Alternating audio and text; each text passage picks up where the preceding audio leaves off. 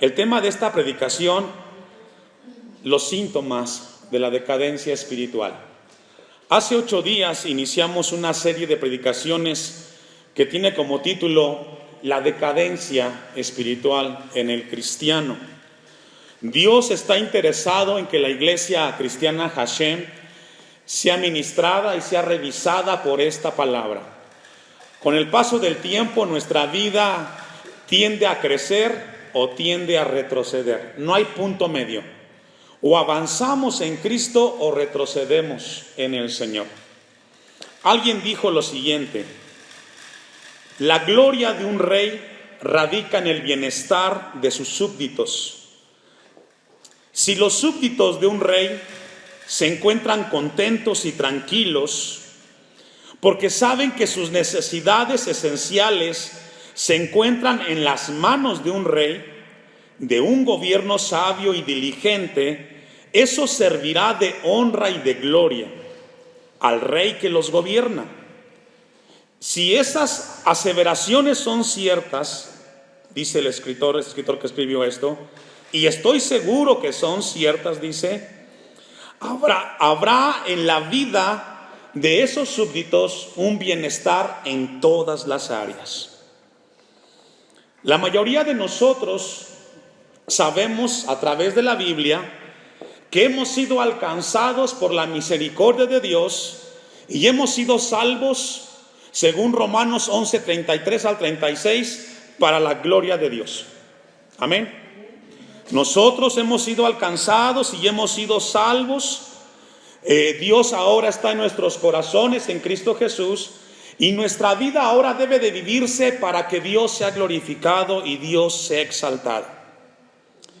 Pero déjeme decirle algo que es sumamente importante, hermanos, iglesia de Cristo. Es una tarea difícil escudriñar nuestro corazón. Es una tarea difícil hacer una autoevaluación de nosotros y ser sinceros con nosotros mismos. ¿Sabe por qué? Porque el pecado nos engaña y nosotros tendemos a justificarnos. ¿Escuchó eso? El pecado nos engaña y nosotros nos justificamos cuando queremos examinar nuestro corazón. Porque podemos estar aquí sentados, hace un momento alabamos a Dios, glorificamos a Dios, batimos nuestras palmas, elevamos nuestra voz, y si los que estamos aquí volteamos a ver al hermano que está al lado, usted puede ver a ese hermano y dice, pues está cantando y está alabando a Dios, pero no sabe si su corazón está caminando en la voluntad de Dios. ¿Quién lo sabe? Solamente Dios. Podemos estar alabando a Dios. A los ojos del mundo podemos ser cristianos porque nos congregamos, porque alabamos a Dios a los domingos, pero solamente Dios sabe nuestro corazón. Mire lo que dice Mateo capítulo 15 versículos 7 y 11. Vamos a ir a un poco de introducción. Mateo capítulo 15 versículos 7 y 11. ¿Cuáles son los síntomas de un cristiano, de una cristiana, cuando ha comenzado en una decadencia espiritual? A los que anotan, número 1, uno de los síntomas de una persona, un cristiano, cristiana que está en decadencia, es que su percepción de la verdad de las Escrituras ha diluido y hay ausencia de gozo y ausencia de deleite espiritual. Un síntoma de que un cristiano está en decadencia espiritual es que hay ausencia de gozo y deleite espiritual en su vida. Jesucristo dijo estas palabras: hipócritas, bien profetizó de vosotros Isaías cuando dijo, ¿qué dijo Isaías? Este pueblo de labios me honra, mas su corazón está lejos de mí. Un síntoma es que podemos cantar a Dios, pero no hay ningún sentimiento en lo que cantamos. Tú puedes decir, está cayendo sobre mí, pero no sientes lo que estás cantando. Estás cantando solamente de labios. Puedes escuchar la predicación, pero no hace ningún efecto en tu vida. Por eso Jesús dice: este pueblo de labios me honra. Cuando Jesús pronuncia estas palabras, porque está hablando de un pueblo que sabía de Dios, pero ya no había en su corazón un gozo y un deleite por las cosas de Dios. Yo le decía hace una semana a la iglesia: usted puede ser budista sin conocer a Buda. Usted puede ser musulmán sin conocer a Mahoma.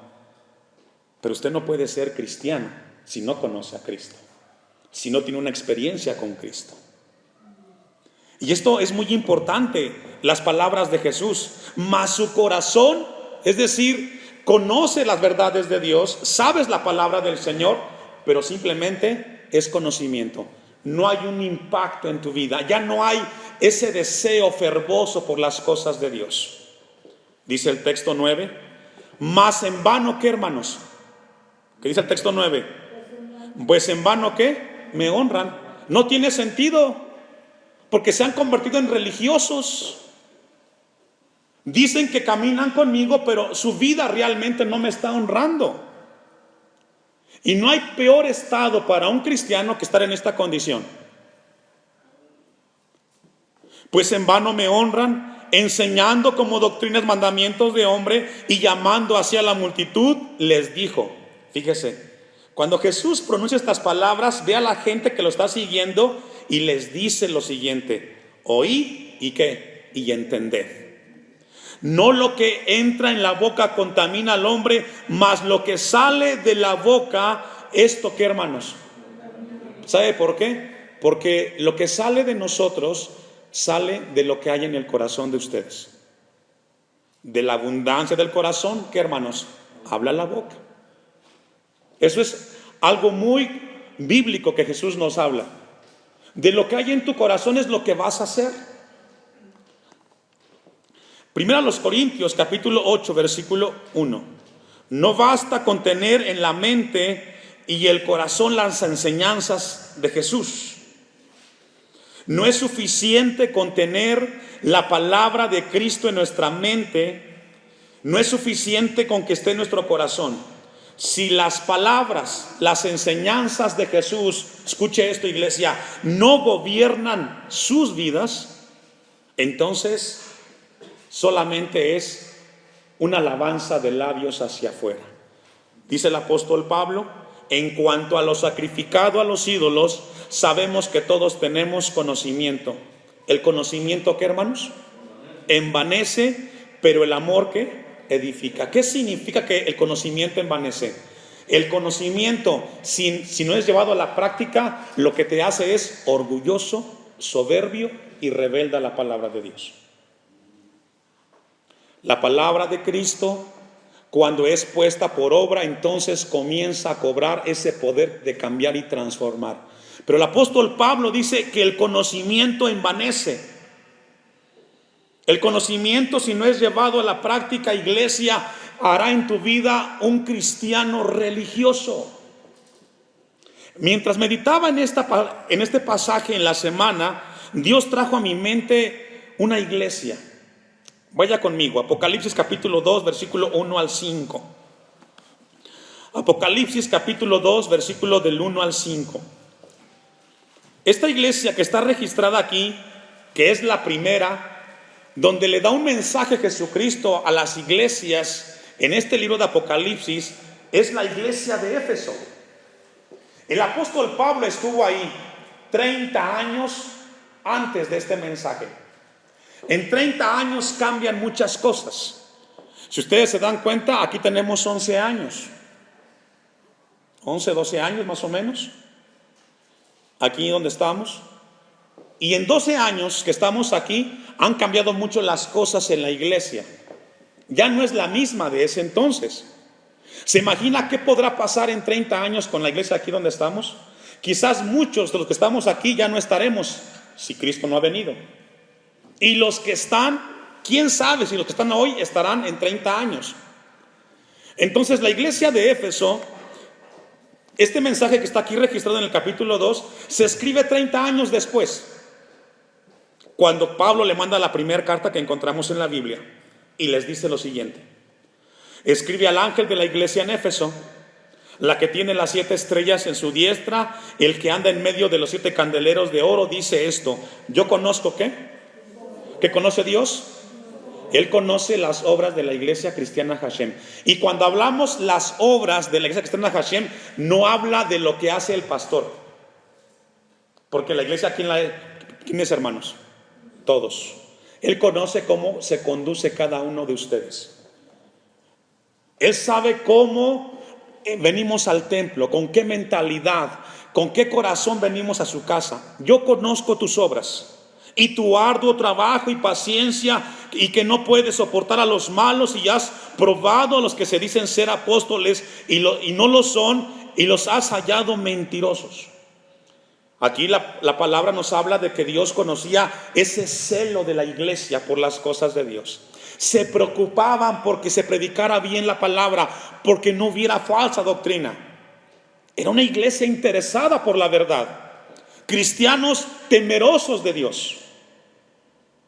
Versículo 3: y has sufrido, y has tenido paciencia, y has trabajado arduamente por amor de mi nombre, y no has desmayado.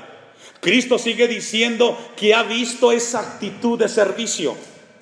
Habla de una iglesia de servicio que tenía paciencia, que trabajaba y que estaba constantemente en las cosas de Dios. Pero dice el texto 4, el reproche de Jesús: pero tengo contra ti, ¿qué? Dejar el primer amor significa: has perdido ese gozo por buscarme, has perdido ese anhelo por mi palabra, has perdido ese espíritu de recibir el consejo de Dios. Ya no hay en ti esa actitud que la palabra te hacía sentir cuando buscabas de mí. Ese primer amor donde Cristo era el primer lugar, ya no lo tienes. Y sabe que como iglesia aquí local no somos la excepción.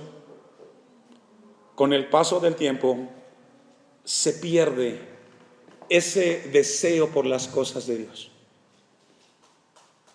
Y sabe que, hermanos, cuando tú comienzas a vivir en ese nivel, es porque has comenzado en una declinación, en una decadencia espiritual.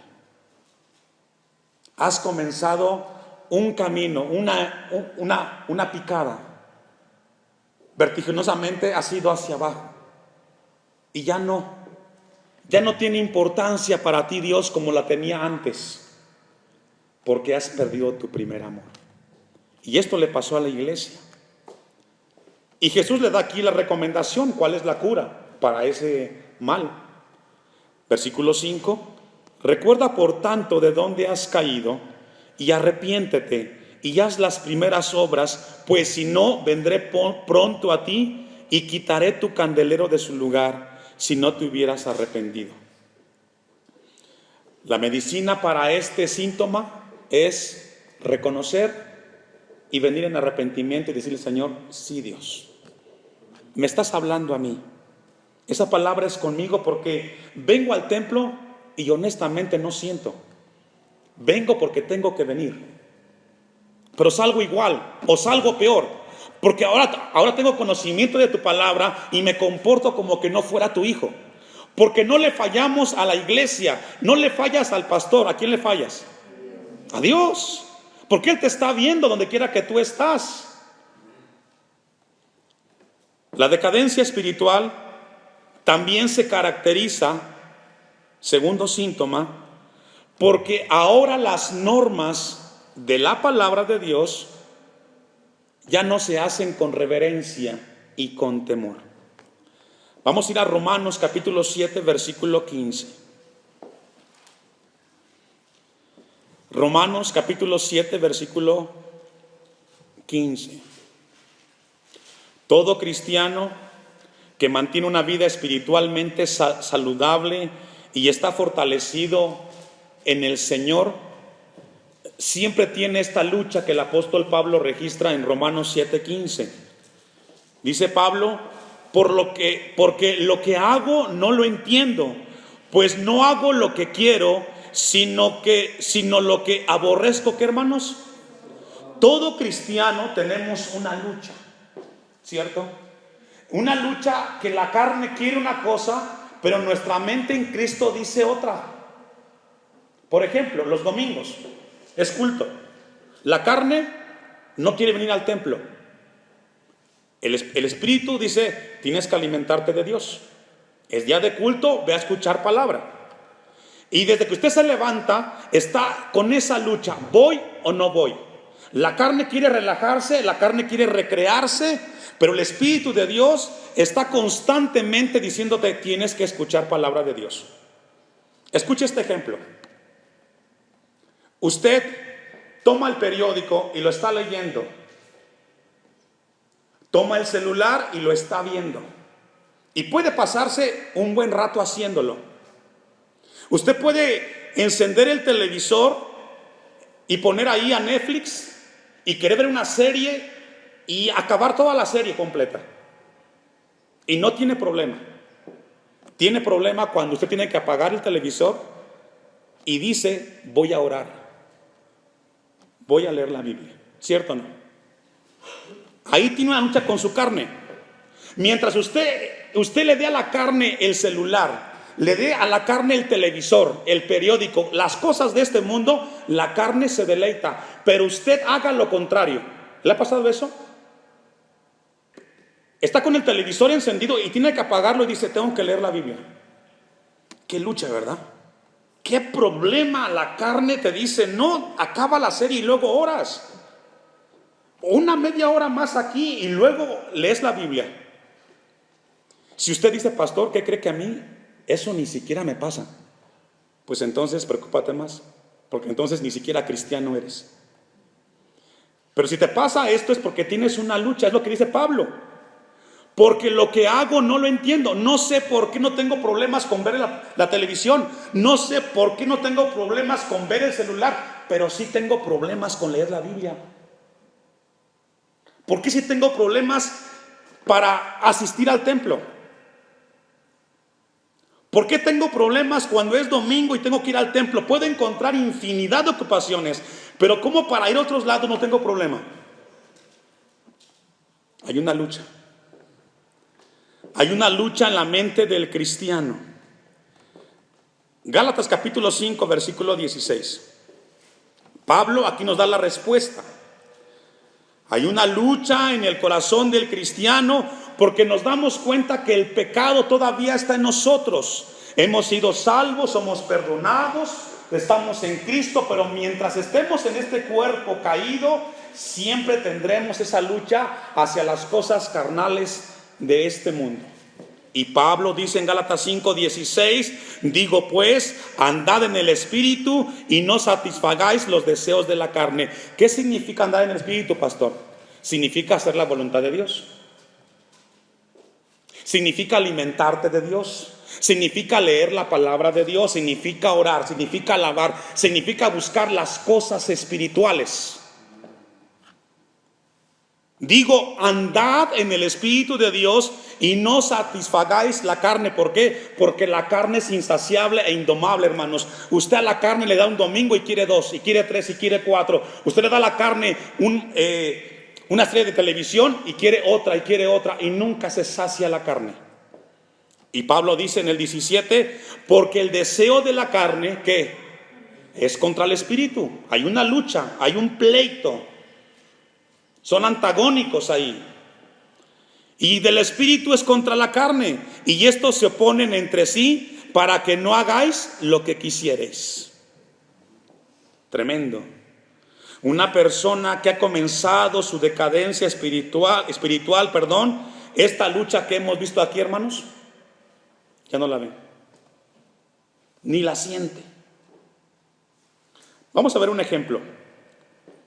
Primera de Samuel capítulo 3 versículos 7 y 18.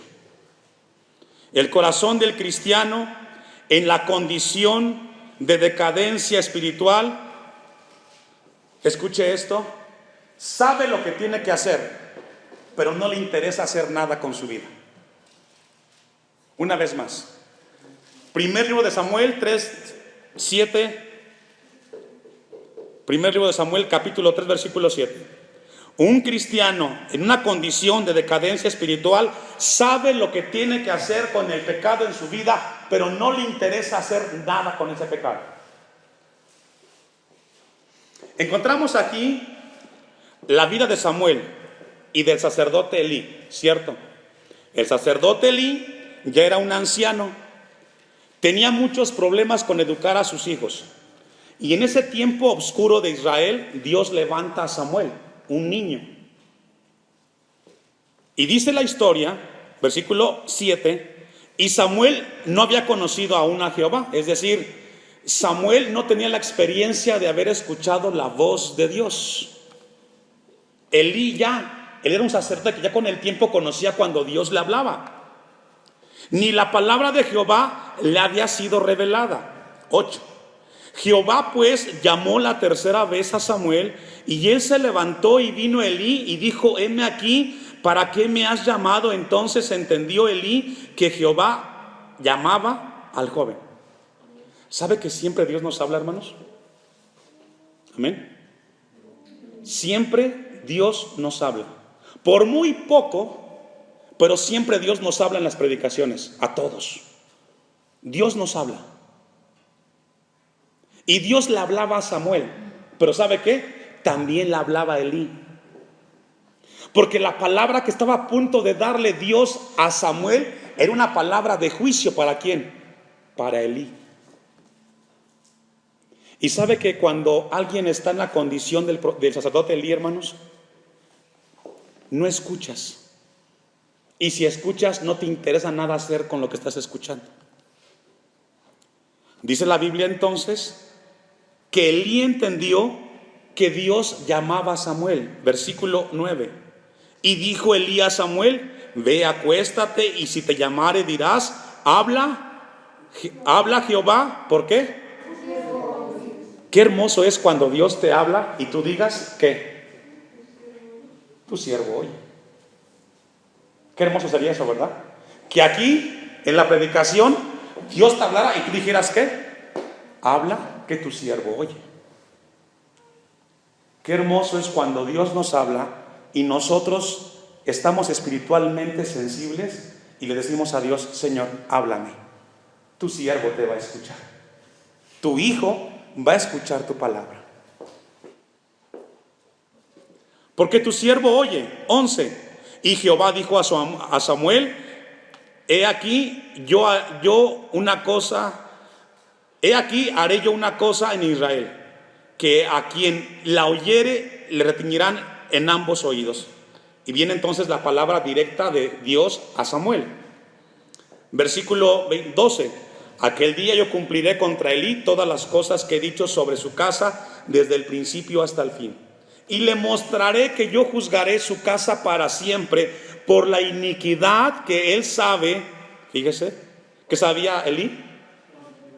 Sabía que andaba mal. Elí sabía que andaba mal con sus hijos. Elí sabía que Dios le venía hablando una palabra fuerte a su vida. Elí sabía.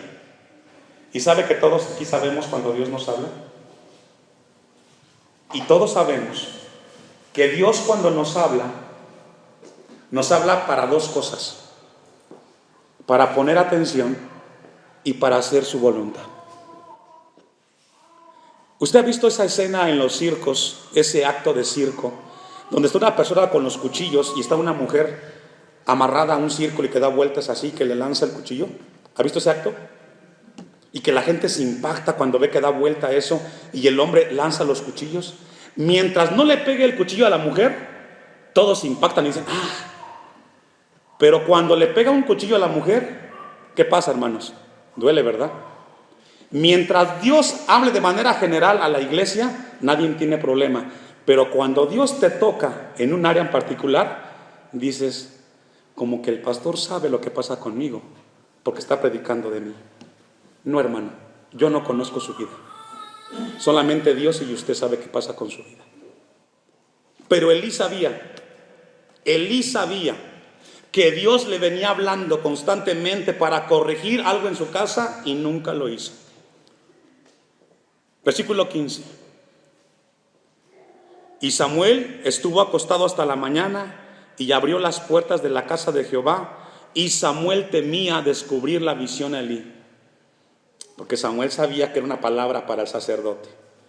Llamando pues Elí a Samuel, le dijo: hijo mío. Samuel, y él respondió: ¿cómo? Heme aquí. Qué actitud tan hermosa de Samuel, ¿verdad, hermanos? Que Dios te hable, o te hable Dios a través de alguien, y que tú digas: aquí está, dígame qué hay que hacer, hermano. Porque hoy, tristemente, cuando encontramos personas en decadencia espiritual, lo que menos quieren decir es: heme aquí, Señor. Le dan la vuelta. 17. Y Elí dijo: ¿qué es la palabra que te ha hablado, que te habló? Te ruego que no me la encubras, así te haga Dios y aún te añada, si me encubrieres la palabra de todo lo que has hablado contigo. Y Samuel se lo manifestó. ¿Cuánto? Todo. Esto fue fuerte para Samuel y para Elí, que le dijera que venía un juicio para su vida. Y se la dijo. Texto 18 concluye: entonces él dijo: Jehová es, haga lo que bien, que hermanos, le parecerá. Porque cuando Dios decide hacer algo con alguien, hermanos, no hay fuerza humana que la detenga. Dios puede tener misericordia de nosotros, pero cuando Dios dice: hasta aquí se acaba misericordia de mí para con esta persona o con la iglesia, entonces ahí se termina todo, hermanos. Vamos a una cita más. Efesios capítulo 6, versículo 13. Efesios capítulo 6, versículo 13.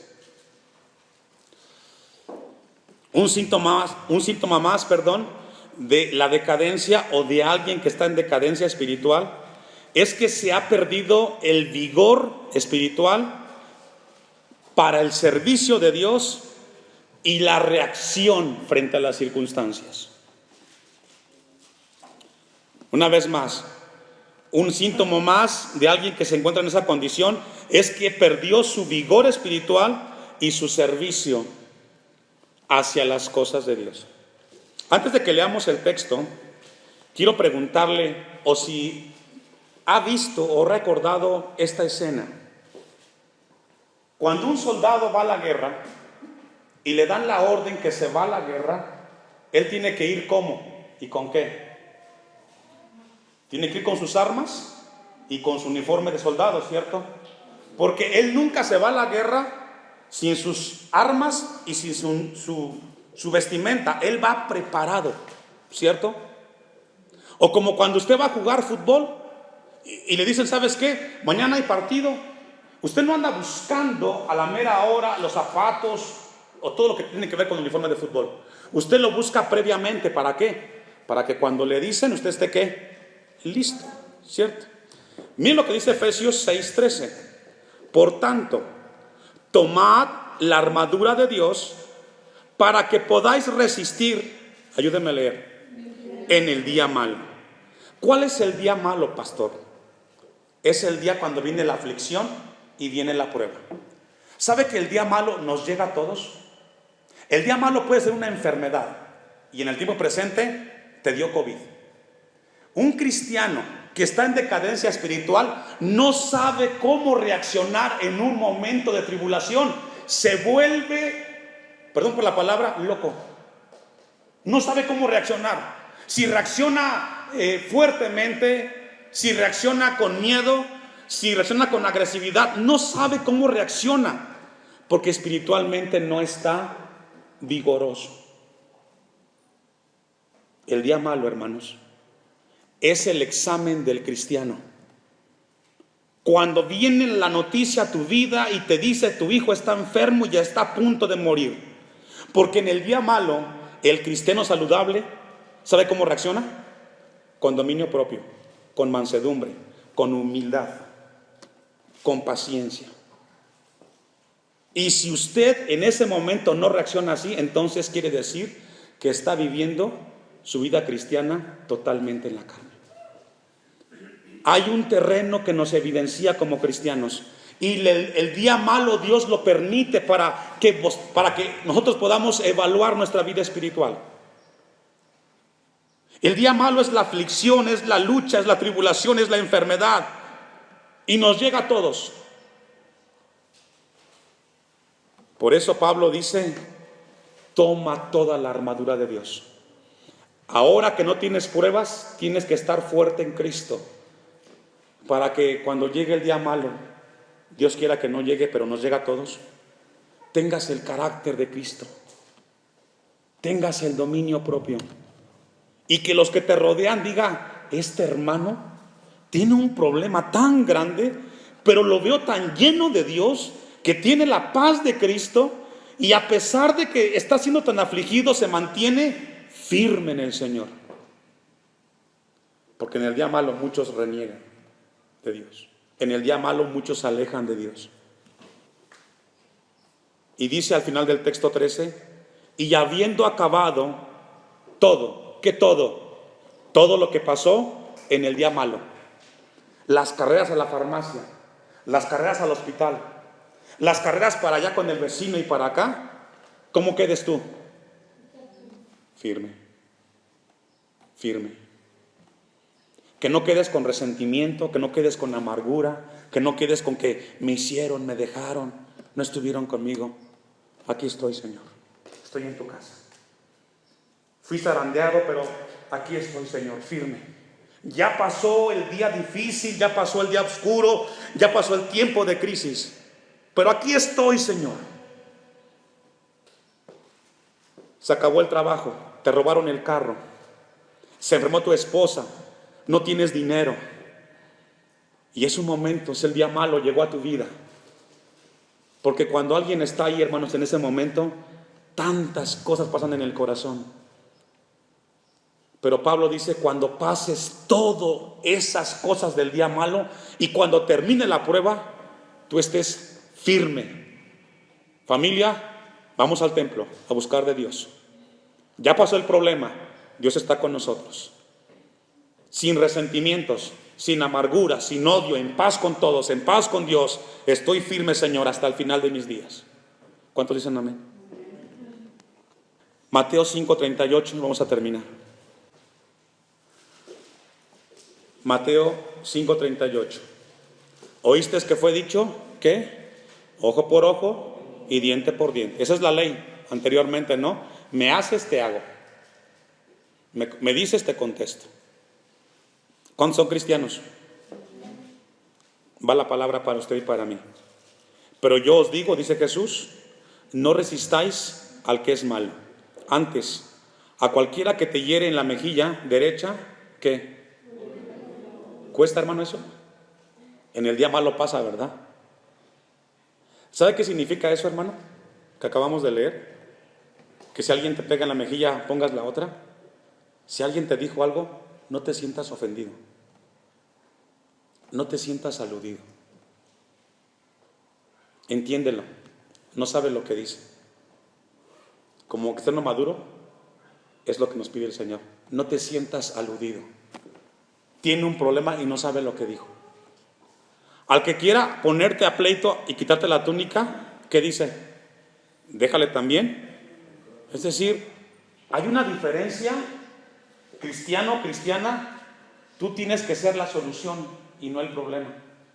Amén. Usted tiene que ser el que ponga la paz y no el que ponga más leña al fuego. Eso hace un cristiano maduro. Esta tarde Dios nos ha hablado, hermanos, porque Dios nos ama. Y si tú estás yendo en decadencia espiritual y si ya no sientes ese primer amor por las cosas de Dios, hoy Dios te habla para que vengas en arrepentimiento y fe y corrijas. Y si tú estás bien, mantente firme en el Señor, mantente fuerte en Cristo. Dios está interesado en que nuestra fe crezca y que vivamos la vida cristiana en el primer amor.